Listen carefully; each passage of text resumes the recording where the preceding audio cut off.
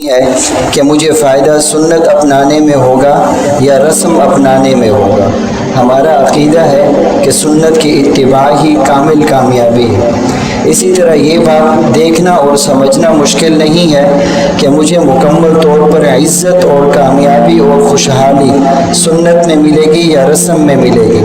اگر سنت اور رسم میں ٹکراؤ ہو تو مسلمان آنکھیں بند کر کے فیصلہ کر سکتا ہے کہ اگر میں نے سنت کو اپنایا تو آج نہ صحیح کل یقیناً میں جان پاؤں گا کہ اللہ رب العزت نے مجھے عزت بھی عطا فرمائی، شہرت بھی عطا فرمائی، خوشی بھی عطا فرمائی اور دل کا سکون اور آخرت کی کامیابی بھی نصیب فرمائی۔ یہ یقین سنت ہی سے وابستہ ہے۔ سنت کے مقابلے میں کسی روایت کے بارے میں مسلمان کسی رسم کے بارے میں یہ یقین اپنے دل میں نہیں بسا سکتا۔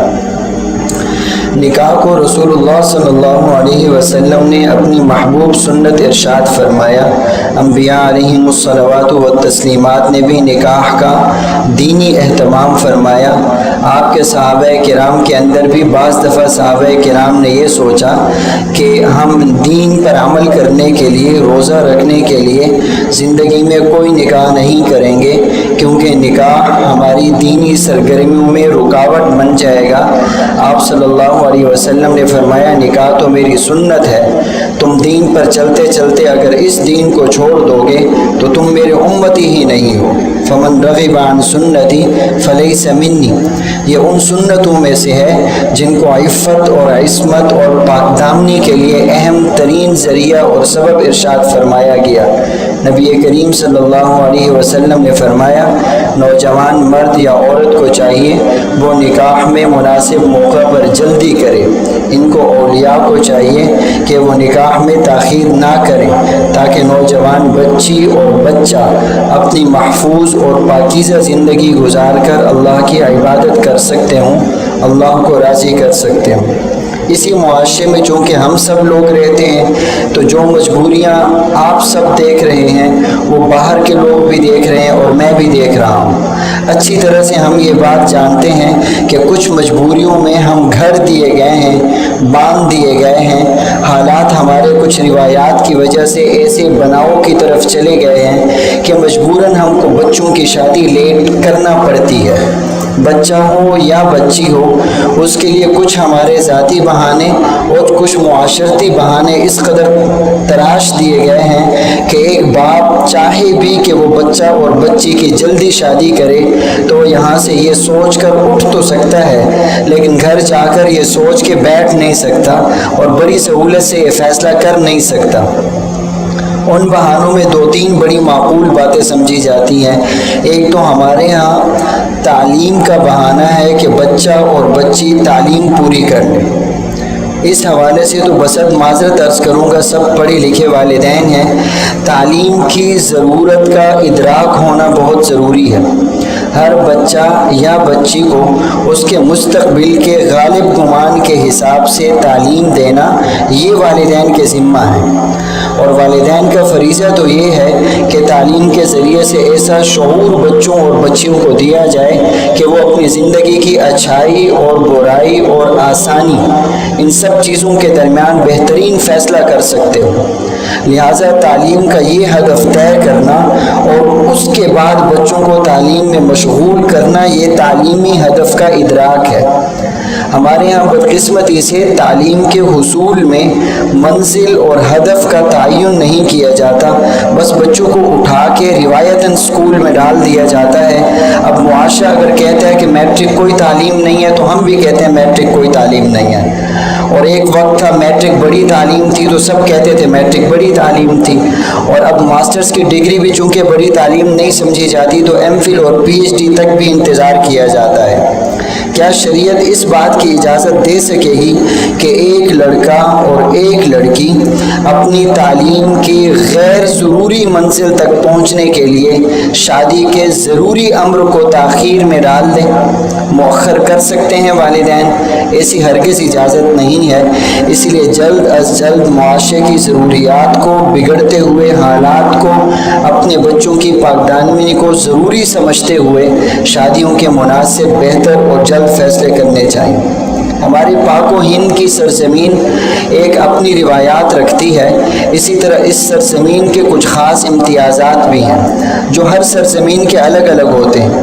ہمارے ہاں جوانوں کی بڑھوتری، ان کی عمر، ان کی بلوغت، ان کی جوانی کے بعد پھر ان کے بڑھاپے کی عمر، ان کی اولاد کا ہونا، اس حوالے سے ہمارے اطباء اور ہمارے ڈاکٹرز کی ایک سروے رپورٹ کے مطابق نوجوانوں کو 20 سے 25 سال کی عمر کے درمیان شادی کر لینا ان کے لیے بہترین وقت ہے، اور لڑکیوں کی 17 سے 23 برس کے درمیان شادی کروا دینا بہترین وقت ہے۔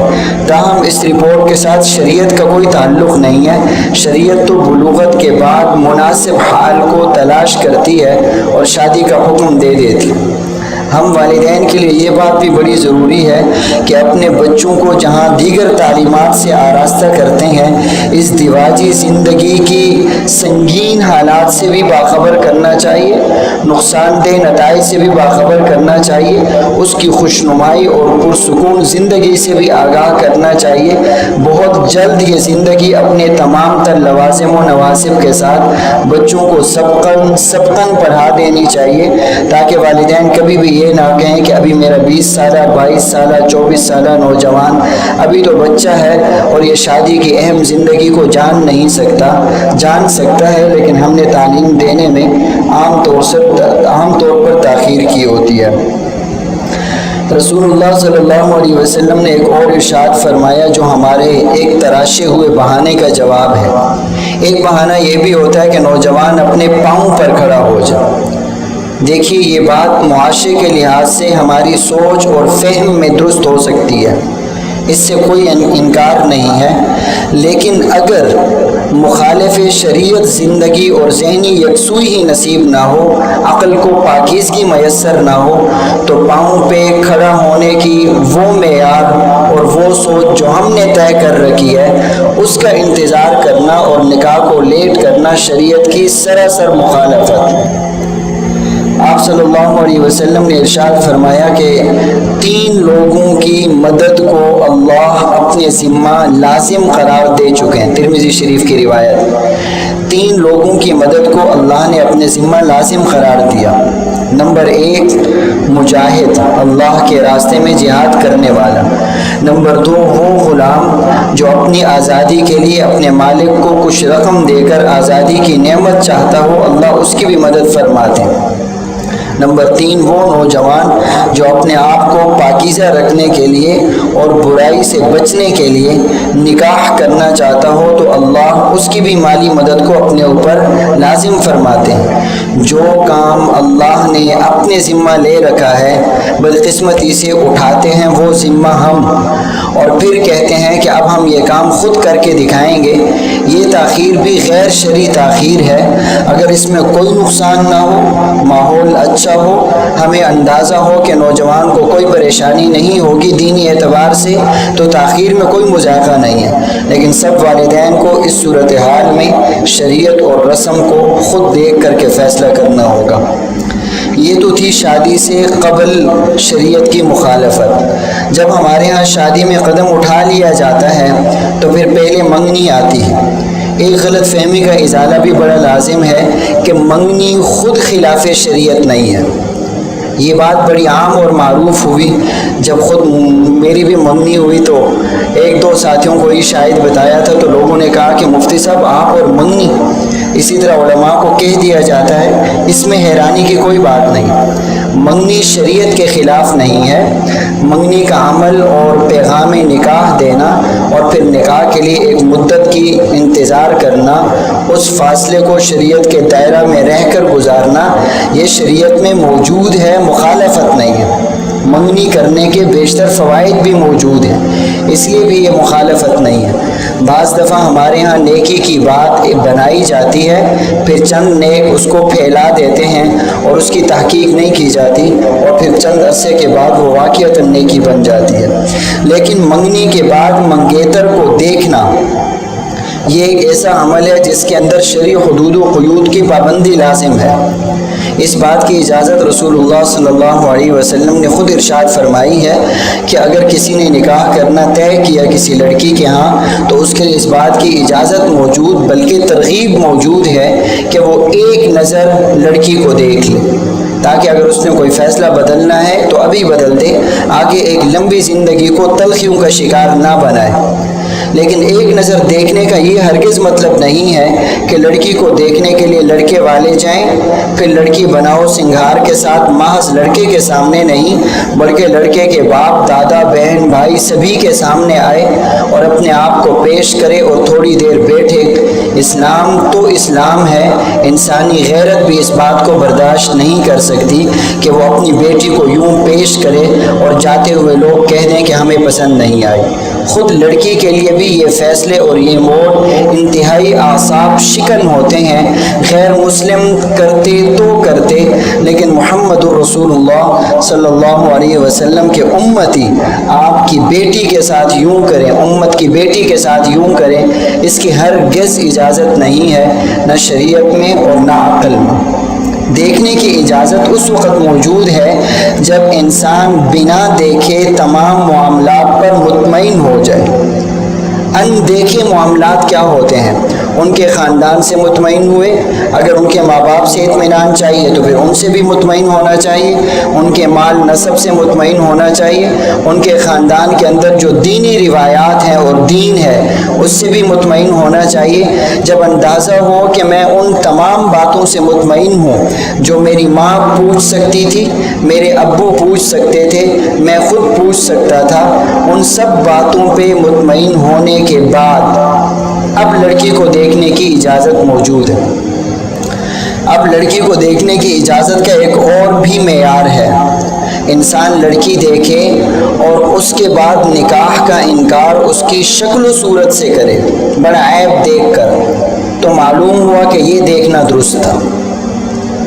لیکن لڑکی دیکھی اور بعد میں کہا وہ گھر چھوٹی گلی میں واقع ہے، معلوم ہوتا ہے کہ ابھی لڑکی دیکھنے کی اجازت شرعاً پیدا نہیں ہوئی تھی، گلی شلی تو پہلے دیکھنی تھی۔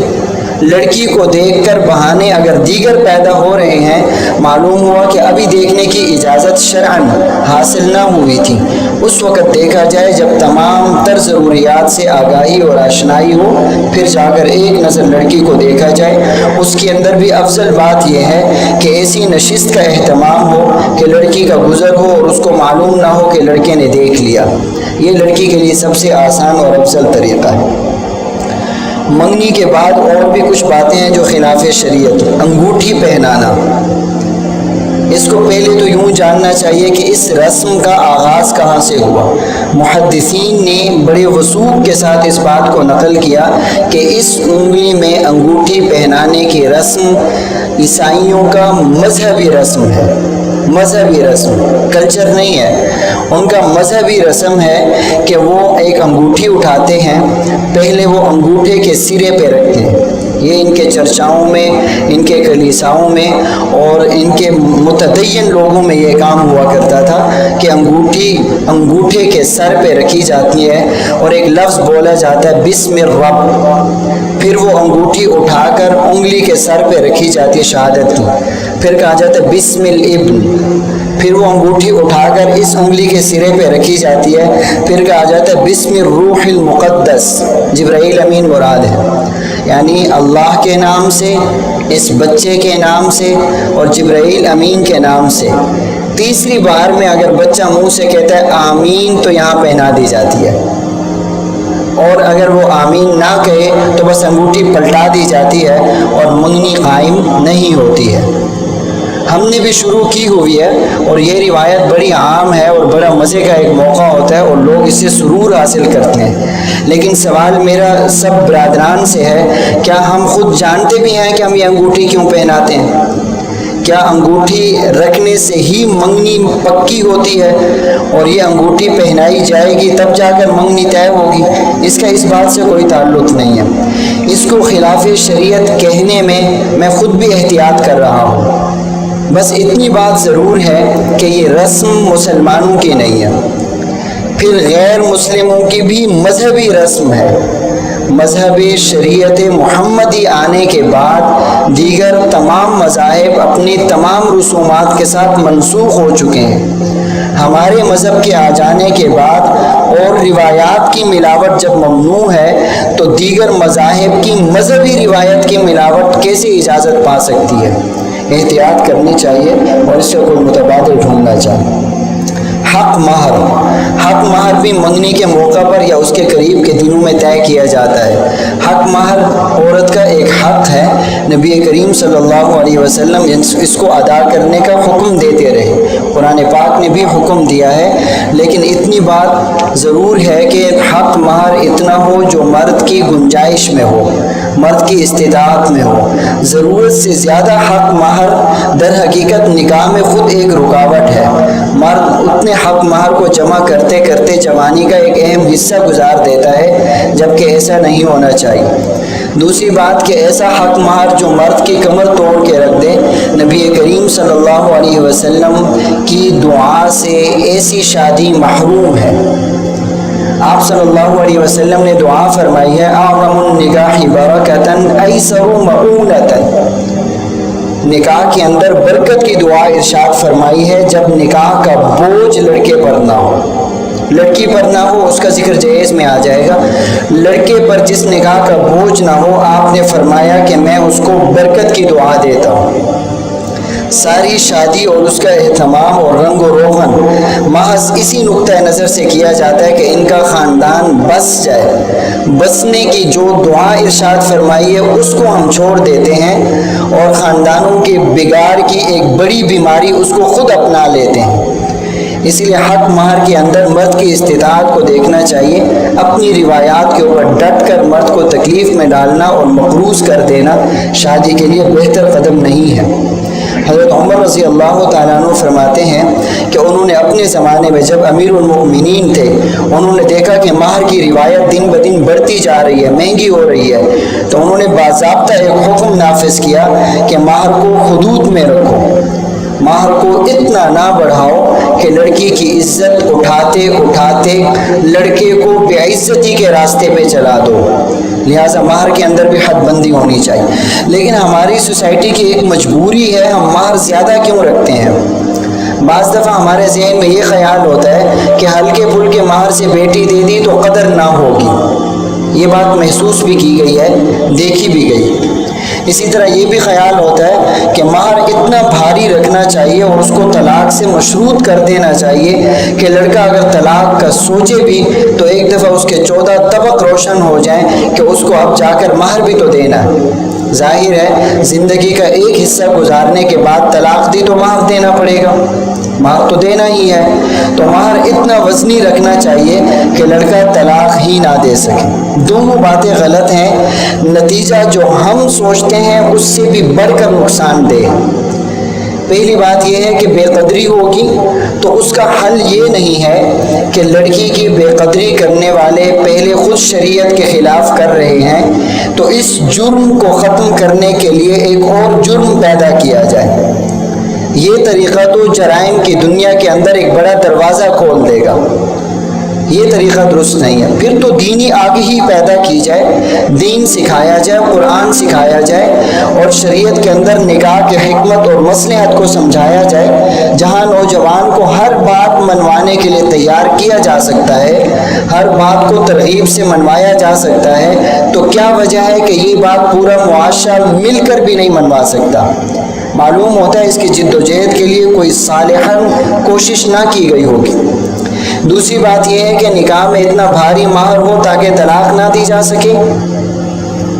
ایک سوچ کے لحاظ سے سوچ ہو سکتی ہے، لیکن رسول اللہ کی دعا اس نکاح کو نہیں ہے۔ دوم یہ ہے کہ بعض دفعہ طلاق خود راحت کے لیے سبب بن جاتی ہے۔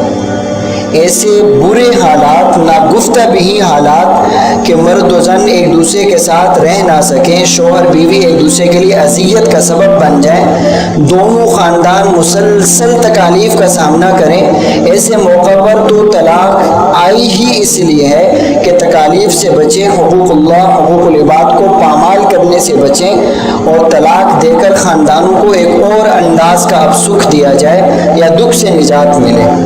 مرد کو جب باندھ دیا جاتا ہے تو ناگفتہ بھی حالات میں مرد و عورت ہی تنگ ہوتے ہیں، اور وہ چونکہ مہر ادا کر نہیں پا رہا ہوتا تو اللہ نہ کرے خدا نہ خواستہ ایسی صورت آ جائے تو زندگی جہنم کا ایندھن بن کے رہ جاتی ہے، مگر وہ زندگی ہی ہوتی ہے۔ اسی لیے عورت کے لیے مہنگے مہر کے رواج اس کو کم سے کم کرنا چاہیے۔ اس کے بعد شادی کا جب موقع شروع ہوتا ہے تو اس کے اندر بھی شریعت کی کچھ مخالفتیں ہیں۔ کچھ مخالفتیں ایسی ہیں جو صراحتاً ہیں اور کچھ بالواسطہ ہیں۔ قیمتی لہنگا خریدنا، اس کی اجازت ہے، اجازت موجود ہے کہ بیگم کو قیمتی لباس پہنایا جائے۔ پہلی بات تو یہ ہوگی کہ وہ استطاعت سے باہر نہ ہو، قرض وغیرہ لے کر نہ کیا جائے۔ دوم یہ ہے کہ اس لہنگے کا مناسب مصرف بھی ڈھونڈنا چاہیے۔ اگر استعمال کے بعد یوں ہی اس کو گھر پہ رکھنا ہے کہ اس کے نگ نگینے کالے اور سیاہ ہوتے رہیں، اب یہ ناجائز اور اسراف ہے۔ لیکن اگر کوئی سوچے کہ میں اس لہنگا کو استعمال کروانے کے بعد اپنی بیگم کا یہ کپڑا اٹھا کر کسی مسکین کی بیٹی کو دے دوں گا، اور اگر شہر میں کسی غریب کی بیٹی قبول نہیں کرتی تو دیہاتوں میں آرام سے قبول کر لیتے ہیں، میں دے دوں گا یا کسی دام فروخت کر دوں گا تاکہ اسراف نہ ہو، تو لہنگا پہنانا ٹھیک ہے، درست ہے۔ ایک اور خرابی ہوتی ہے کہ اسٹیج تیار کر کے لڑکا اور لڑکی کو بٹھایا جاتا ہے، اس میں ایک مخلوط ماحول ہوتا ہے، اس میں طرح طرح کے تیار نوجوان لڑکے اور تیار نوجوان لڑکیاں آتی ہیں۔ یہ شریعت کے سخت خلاف ہونے کے علاوہ یہ بات اس اندیشے کو بھی پیدا کر دیتی ہے کہ نوجوان مرد وہاں پہ آنے والی کئی لڑکیوں کو دیکھ کر اس کے دل میں یہ خیال پیوست ہو جائے کاش میری شادی وہاں ہوتی یہاں نہ ہوتی، اور بعد میں یہ کسی حادثے کی پیداوار کا سبب بنے۔ لیکن اگر ایسا نہ بھی ہو تو ایسی مخلوط مجلس جس میں مرد و عورت کے پردے کا اہتمام نہ کیا جائے بلکہ اس بے پردگی کو ویڈیو کے ذریعے محفوظ کر لیا جائے، یہ ایک ایسا گناہ ہے جس کا سلسلہ رکنے اور تھمنے والا نہیں ہے۔ اس کی بھی احتیاط کرنی چاہیے اور اسٹیج کے اوپر ایسا مخلوط اہتمام نہ ہو۔ اس اختلاط کے اندر لڑکیوں سے ایک اور غلطی بھی ہوتی ہے کہ وہ خوشبو استعمال کر کے آتی ہیں۔ صاف حدیث اور نص موجود جس میں رسول اللہ صلی اللہ علیہ وسلم نے ارشاد فرمایا، غیر محرم لڑکی غیر محرم مردوں کے بیچ گزرتی ہو اور اس نے خوشبو لگائی ہو تو آپ نے اس کو زانیہ اور بدکار خاتون ارشاد فرمایا ہے۔ اس کے بعد معاملہ جہیز کا ہے جو لڑکی سے طلب کیا جاتا ہے، اس کے اندر بھی سب سے پہلے وہی حدیث ہے، اعظم النکاح برکتاً ایسر مؤونتاً، بابرکت نکاح وہ ہوگا جس میں بوجھ نہ ہو، لڑکے پر مہر کا نہ ہو، لڑکی پر جہیز کا نہ ہو۔ جہیز کا ایسا مطالبہ جس پر لڑکی اور اس کے والدین ناراض ہوں، پہلے خود خلاف شرع، بلکہ علماء نے لکھا ہے کہ وہ حلال بھی نہیں ہے استعمال کرنا۔ حدیث پاک میں آتا ہے، آپ صلی اللہ علیہ وسلم نے ارشاد فرمایا، کسی انسان کا مال کسی مجبوری میں جبراً لینا اس کی رضا کے بغیر لا یحل مال امرئ الا بطیب نفسہ، اگر اس کا جی خوش نہ ہوا لیکن وہ حالات کے کسی جبر میں آ کر مجبوراً اس نے آپ کو دے دیا ہے، یہ ناجائز ہے اور ایسا مال وصول کرنا بے برکتی کا ذریعہ ہے۔ لہٰذا جہیز کے اندر ایسا زبردستی مطالبہ اس کو بھی رواج سے ختم کر دینا چاہیے۔ ہاں اتنی بات درست ہے کہ والدین خود چاہیں کہ وہ اپنے بچے کو کچھ دیں اور لڑکا اور اس کے والدین اس کے اوپر کوئی تان و تشنیع نہ کریں تو ایسے جہیز کی گنجائش موجود ہے۔ اگر ایسا جانبین سے رضامندی کے ساتھ ہو رہا ہو تو محض اس پر لعنت کا لفظ دینا یہ بھی درست نہیں۔ جہیز کے اندر ایک اور بات کا بھی خیال رکھنا چاہیے کہ جہیز کا اس قدر زوردار رواج ہمارے اندر لڑکیوں کے گھر میں بنا نکاح بیٹھنے کا بھی ذریعہ بن چکا۔ بہت ساری مائیں پریشان ہیں کہ وہ اپنی بیٹی کا نکاح کیسے کروائیں گی، کیونکہ ان کی بیٹی کو لینے والا ان کی بیٹی سے زیادہ ان کے سامان میں دلچسپی رکھتا ہے، تو وہ اتنا سامان کہاں سے پیدا کرے؟ بیٹی تو اللہ نے عطا فرما دی، لیکن اس کے لیے جہیز کمانے کی صلاحیت تو کس بھی تھی جو کہ اس کے پاس موجود نہیں ہے۔ اب وہ قرض لے، جھوٹ بولے، سود کھائے، حرام کھائے، یا پھر خامخواہ در در پہ جا کے بھیک مانگے۔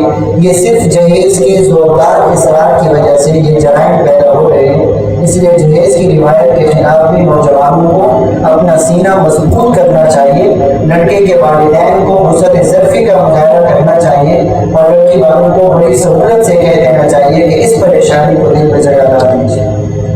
اس کے بعد باقی رہا ولیمہ۔ ولیمہ کے اندر ایک خرابی ایسی ہے جو سنت عمل کے سخت خلاف ہے۔